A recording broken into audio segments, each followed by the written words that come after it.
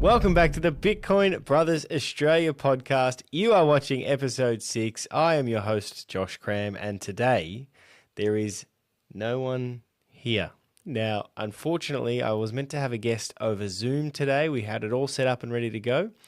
And he's a very good man. He does a lot of work. He's a very busy man. He's a life coach. He's someone who got me into Bitcoin. And unfortunately, we've got the time zones mixed up. I thought he was on EST time from some of his work, and he was actually on PST time, which I actually don't know what that is. So I'll be looking that up after this. But it just means that we're probably 3 or 4 hours out of whack. You'll notice that I am a bit bleary-eyed, probably, being 4 a.m. currently Melbourne time. But I thought I have two options. One, I can go and sulk and go to bed and have no podcast this week. Or option 2 is, you know what? We can do the podcast, and if I ever actually put this out, if you're watching it, you'll know that I did release it. And if you're not watching it, well, then this one is just for me and the kids later on to look at and laugh at me. So we'll have a crack and we'll get through what we can, because it has been a huge week in Bitcoin. So much news is going on, and I was excited to share this with Tyler, who was going to be our guest, and a few others. But we'll just get stuck in ourselves. We'll do our best, and we'll see what happens. So the first thing is that Trump has signed another executive order. Now, I spoke last week on the podcast with Mike. There's been so much Bitcoin news, so much crypto news, so much news with Trump coming in, a lot of executive orders. He signed one very, very recently in the last couple of days for America to have a sovereign wealth fund. Now, why are we so bullish and excited about this? Some people are, some people aren't. But if you can read the writing on the wall and you remember my earlier podcasts, I told you about a guy named Howard Lutnick. Now, he is the Secretary of Commerce, and I actually rewatched his podcast during the week where he got on and said, it's not actually his podcast, by the way, it was someone else's podcast, but he made an appearance on it about halfway through last year, way before the election, way before he knew he'd have any positions of power. And he was asked about Bitcoin, and the guy said, hey, listen, I have to ask you. And Howard's response was, he owns hundreds of millions of dollars worth of Bitcoin, and he expects soon that it's going to be billions. And his other thing that he said was, now this is the fascinating thing, his attitude about Bitcoin. He said, when Bitcoin dips, he is going to be the one buying the dip. Now, why do I talk about this guy? Because he is the one that is in charge of America's sovereign wealth fund. Why is that exciting? Why does that matter that he's in charge of it? Because he has a lot of Bitcoin. He owns a lot of Bitcoin. He understands Bitcoin. If you speak to someone that says, I'm going to be the one buying the dip, then they are someone that understands Bitcoin and has some conviction in Bitcoin. They're not going to be the ones that when it drops $10,000 in a day, they're selling, panic selling. They're the ones that are panic buying because they can see that it is on sale. He's the one in charge, him and Scott Bessent. And if you can put 2 and 2 together, there is no way that this guy who understands Bitcoin, who's in charge of the Sovereign Wealth Fund, is not going to be buying Bitcoin and adding it to the Sovereign Wealth Fund, which means that America are going to be stockpiling and buying Bitcoin. And if they're doing that, then the price of Bitcoin is not going to be hovering around $100,000 for long. So really, really, really big news. Other news in the last week is we have now over 15 US states who are implementing or trying to implement, I should say, a strategic Bitcoin reserve, similar to the bullish news about the Sovereign Wealth Fund. If this happens, then it means that the price of Bitcoin and the wealth and prosperity of these states is just going to increase by tenfold. The really exciting thing is, now I know because every week we get on and there's more states and there's more states and there's more states and they're introducing bills and they're trying to get this into law. We've had 2 states now where the bill has passed out of committee. So in Arizona and in Utah, the bill has passed out of committee, which means that the bill will move to a floor vote in the Senate. It means we are one step closer and not far away from officially having a US state that is adding Bitcoin to a strategic reserve, which means they're buying and holding, which means the state, again, the prosperity of that state is going to be incredible. And it means that for everyone who understands Bitcoin, it means that things are going to be moving faster than they possibly would have before. Now, our next bit of news, it just gets bullish and bullish this week, which is why we're so happy we jumped on and we're having a crack, is because Texas Lieutenant Governor Don Patrick has publicly stated that establishing a Texas Bitcoin reserve is a quote, this is literally his direct quote in the last week, that it is a top priority. Now again, game theory in play. States racing each other, Fed racing states, and then you've got all these other nations trying to buy as much Bitcoin as they can, which means you might not have as much time as you thought to get as much Bitcoin as you can.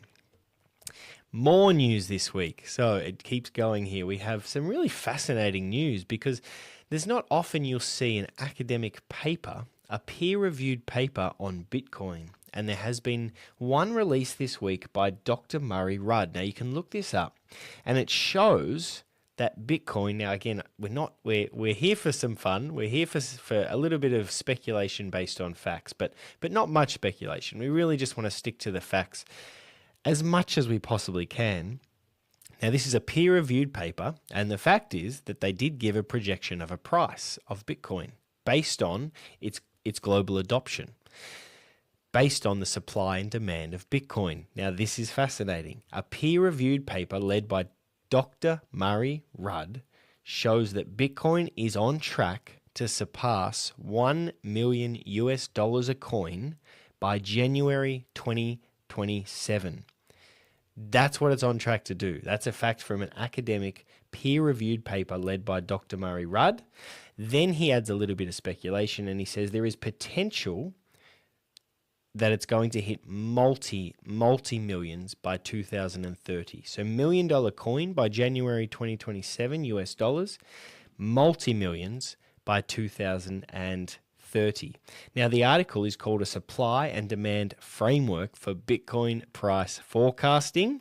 So to have an academic paper that has been peer-reviewed suggests that Bitcoin is right on track to hit $1 million a coin by January 2027 is probably the first time that we've seen this and seen this in the academic field. And it's very, very exciting and very, very bullish for Bitcoin. We have more news. Now, this is really interesting because we've spoken about MicroStrategy on this podcast a lot now. We've talked about Michael Saylor and what he's doing with Bitcoin and what he's doing with his company, MicroStrategy. Now, Norway's central bank have released that they own $500 million worth of MicroStrategy shares. We know about MicroStrategy. We know that all they do is they buy Bitcoin and hold Bitcoin. They do have little tiny other operations, but their main strategy, they own over 480,000 Bitcoin now. It's pretty incredible what they're doing. We have talked about the idea that if you were someone that wasn't confident in terms of getting into the crypto market and jumping on an exchange, MicroStrategy is a much more traditional way of getting some exposure to Bitcoin. And MicroStrategy actually have their earnings today, which is going to be very interesting as well. So I'm sure we'll talk about that on our next week's podcast. But the fact that Norway, a central bank, have bought over 1 million shares worth over $500 million US dollars, that's pretty incredible for Bitcoin and pretty incredible for MicroStrategy. When we start having central banks around the world buying Bitcoin and MicroStrategy, again, you're not going to get Bitcoin around the 100,000 US dollar mark for very long. This is not financial advice, of course, but I always say, and I said this many times, you must do your own research and look these things up. But when you have a look at this incredible news, it is very easy to put two and two together and understand where Bitcoin is heading. So, the head of Czech National Bank has presented a plan to the board. We talk about national banks, we talk about countries. The head of the Czech National Bank has presented a plan to the board to invest 7 billion euros in Bitcoin and for them to officially hold it on their balance sheet. Now, he said that their goal was to bring down inflation. We've talked about this as well on the show. What's the best way to avoid inflation? What's the best way to avoid your money getting debased, to avoid your savings, your purchasing power going down? What's the best way to do that? It's to buy Bitcoin. Now you've got the head of the Czech National Bank saying exactly the same thing. They want to bring in inflation down, which they've been doing, but they want to do it more aggressively. They want more prosperous wealth for their bank and their nation.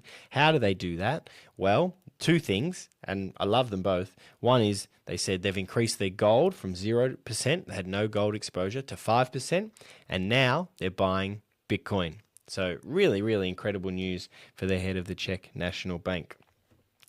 Other news this week. We have had some incredible days of Bitcoin price volatility. We've spoken about this on the show before. I think, episode 3, we're just hitting all-time highs. And I mentioned that it's going to happen where the price is going to drop. And in Bitcoin's history, it can drop dramatically. It can drop 20%, 30%, 40%, 50% over days. It's pretty incredible to watch if you're not emotionally invested in it. If you are emotionally invested in it, sometimes it can be a bit tricky to watch, which of course we understand. My hope for you would be to look back at the history, as I've said in previous episodes, and to not be shaken out by these dips, because they are often corrected very, very quickly. And I'll give you an example of that. So this week alone, we had the Bitcoin price twice drop from 105,000, 106,000 US, so around 170,000 Australian dollars. To add in our Aussie flavor for all our Aussie viewers, we're talking about $170,000 Bitcoin and dropping to 150,000 to high 140s. We're talking about dropping over 20,000 Australian dollars in a couple of days. And then the correction, straight away, it hit like 91,500 US dollars. It hit like somewhere around 150, high 140s Australian dollars. And then within a day, we had a $10,000 candle US, $16,000, $17,000 Australian, straight up, straight back to where it was. It's been sitting around 160 to 170 quite consistently over the last couple of months. That's kind of its level at the moment. Obviously, as these things and this news takes place, then I think things are going to change really quickly, which is just my opinion. And also do your own research, as always, I should say. But it is big news and there is dips, and it's just so important to understand that you are in this for the long haul, that it's not a 1 week, it's not a 1 month, it's not a 1 year hold Bitcoin. Bitcoin is not designed for that. As the adoption grows, as people learn about Bitcoin, there is going to be volatility. Michael Saylor released a tweet during the week, which was really interesting, but it was very short and concise, but he said volatility is for the faithful.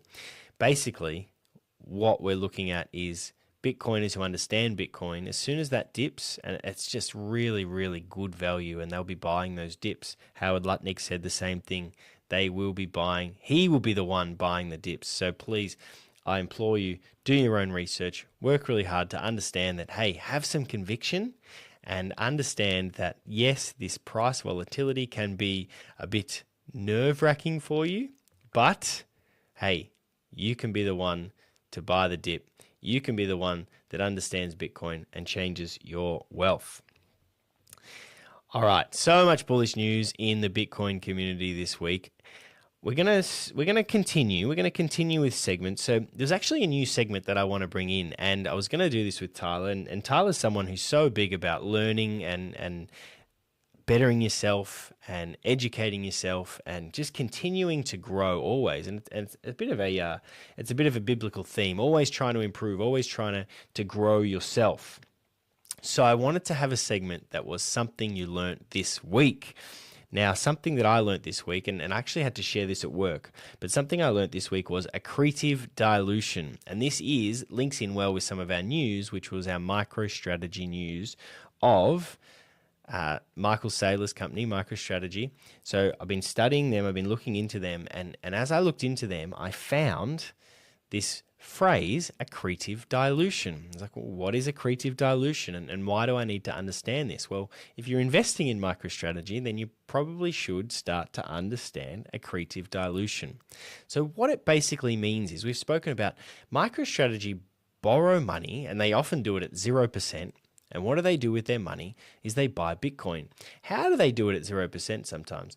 Well, what they do is they offer their shares, or they create more shares. Now, when they create more shares, similar to when a government might create more money, then everyone else's shares, the worth of those shares, go down. When money is printed, when more money is created, then in that society, everyone else who already has that money, that fiat money, that goes down, okay? Because there is more in circulation than there was before. So what is happening is the money, or the shares in this case, MicroStrategy shares, the shares are being diluted. Now, here's the interesting thing with MicroStrategy is, what are they using the money for when they dilute their shares? So they're using the money to buy Bitcoin. And what is Bitcoin? Well, we know from our research so far and learning together that Bitcoin is what most people now would call perfect money. It can't be manipulated. They can't make more of it. It doesn't get debased. Inflation doesn't affect it. So it's perfect money. So if you are diluting shares, but then with the proceeds of diluting those shares, you are buying something that is going up so much and is perfect money, like Bitcoin is, it's actually called accretive dilution. And what happens to the shareholders' value is that they have shares that are diluted and that theoretically should go down in value.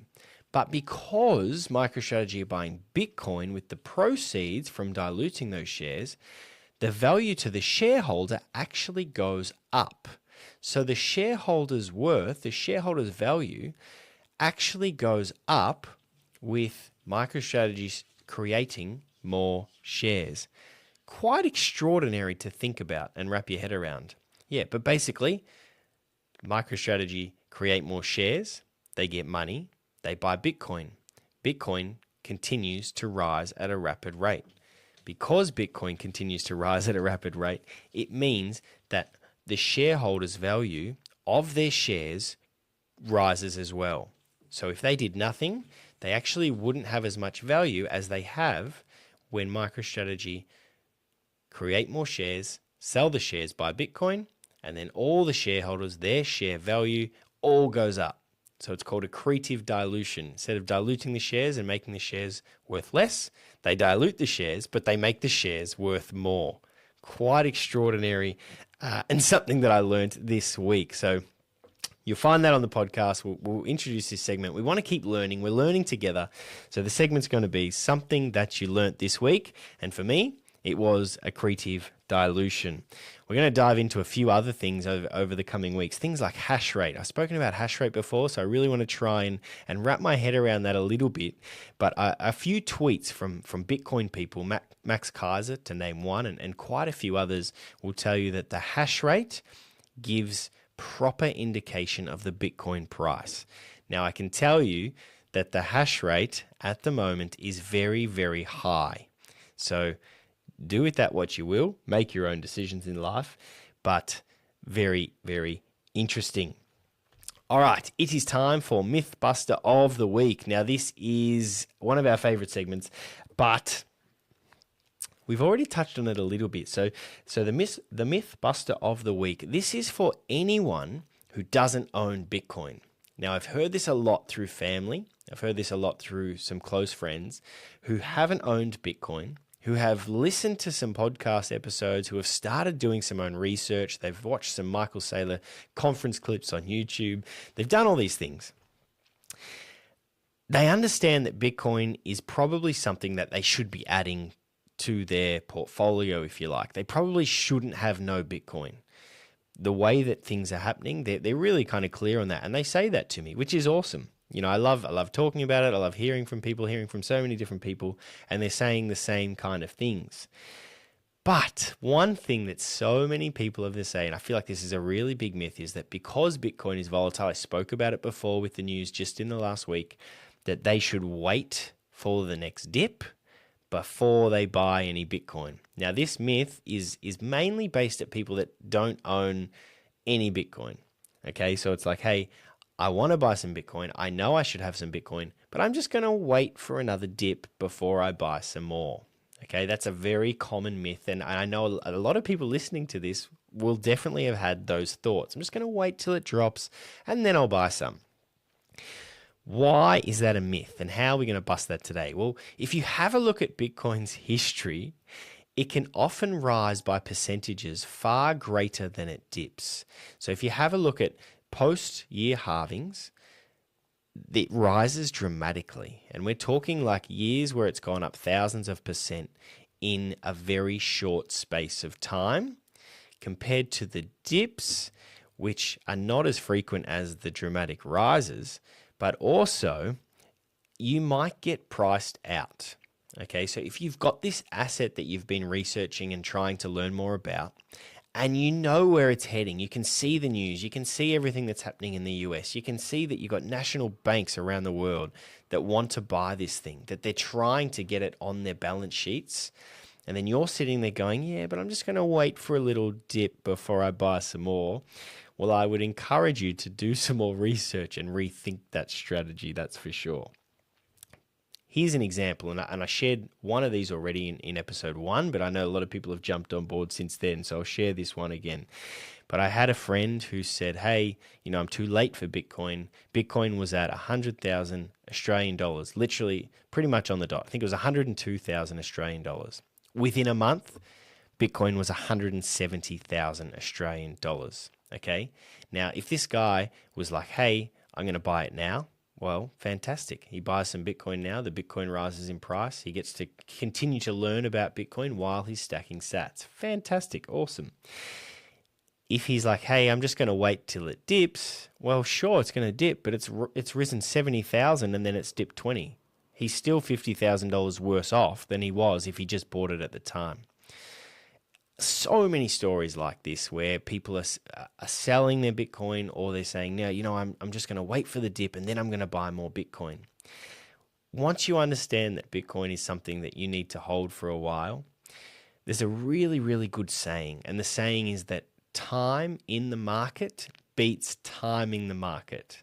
Okay, and that's the saying that's going to bust this myth today. And if you have a look at the statistics of this, it really, really does ring true. So time in the market beats timing the market. What do I mean by that saying? How does that bust the myth? If you are in this market, particularly Bitcoin we're talking about today, you are going to be way better off as soon as you can possibly get in, rather than trying to time the market, okay, and then get really lucky and buy this dip. The chances are, statistically, historically, the chances are that you are going to end up paying way more for way less sats. Okay, what are sats? Broken down, satoshis. We've spoken about that on previous episodes lots now. So have a look at those. But we can confidently say, should you wait for the dip to buy Bitcoin? If you own no Bitcoin, the answer is no. We know that historically, we know that statistically, that the amount of time that you are actually holding the asset is way better than trying to get, timing the market, if you like. So, yeah, trying to get in at the perfect time so that you get the most value possible. If you have a look at where this is heading, have a look at academic papers and what they think where this is heading. Are you going to care in 4 years' time if you bought it for $100,000 or $95,000, or you're not going to care? What you're going to care about is that if it goes up $50,000 in a month and you still didn't have any, you look back and you start kicking yourself. So time in the market is better than timing the market. Should you wait for another dip? We have busted that myth. That myth is busted. All right. Well, I know this is a bit shorter this week, and we have no guest, But we've had an interesting news week in Bitcoin. We've had a couple of segments, and I just want to say thank you so much to those who jumped through. They've seen me solo today. I've done my best solo. It's very interesting not having a guest to talk to and have banter with and have some laughs with, that's for sure. But you know what? Bitcoin doesn't wait, and Bitcoin has so much news that it was great to be able to share this with you guys. And I do really appreciate all the messages, people asking questions and things like that. I want to encourage anyone who is not sure about Bitcoin, anyone that does want to know specific questions, please reach out. I've had people on Messenger, people on Facebook, people on Instagram that I haven't spoken to for years, decades sometimes, reaching out to me, asking questions, and I've really enjoyed it. It's really awesome. I've got time for anyone that wants to learn, anyone that wants to know, so please don't feel like you can't message.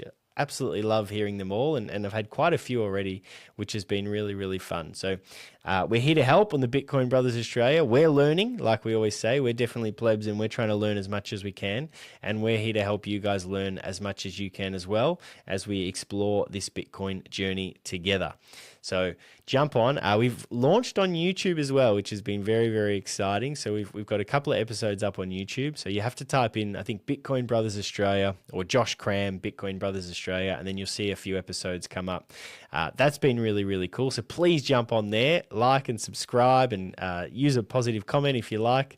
But it's been lots of fun. We're on Spotify, we're on X, we're on YouTube now, we're on Apple Podcasts as well. So we're around the traps, and we're having lots of fun, and we're doing our best, and we just really appreciate all the feedback that we're getting, the people asking questions, and everyone trying to learn more together. If you want to jump on the podcast with me as well, you can see that, I don't always have a guest. So I've done solo. So if you feel like you can add something, you can reach out to me as well. Thank you so much, guys, for watching. Thank you for learning with me. And I am looking forward to seeing you next time for episode 7.